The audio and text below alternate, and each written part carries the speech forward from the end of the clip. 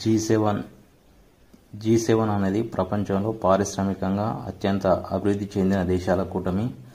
అయితే 1970లో ప్రపంచంలో ఆర్థిక సంక్షోభం ఏర్పడింది. ఈ సమస్యను అధిగమించడానికి ఒక వేదిక ఉండాలని ప్రపంచ దేశాలు నిర్ణయించాయి.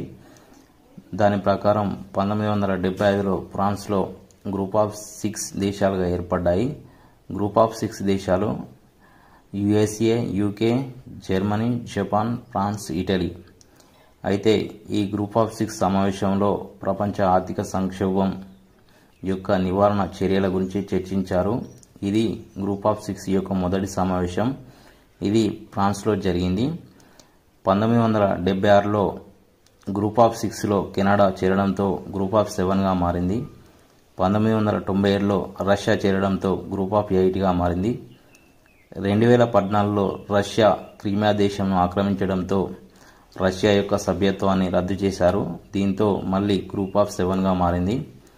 2025 నాటికి గ్రూప్ ఆఫ్ 7 సభ్య దేశాలు USA, UK, Germany, Japan, France, Italy, Canada.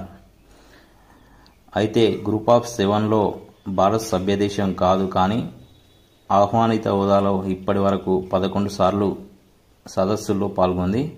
అందులో మోడీ ఒక్కరే 5 సార్లు సదస్సులో పాల్గొన్నారు. G7 సదస్సులు. G7 యొక్క మొదటి సదస్సు 1975లో ఫ్రాన్స్లో జరిగింది.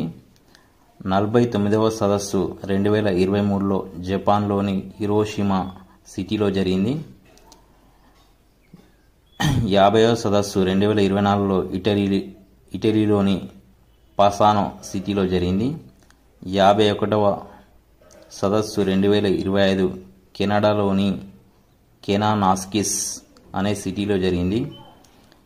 52వ సదస్సు 2026లో ఫ్రాన్స్లో జరగనుంది.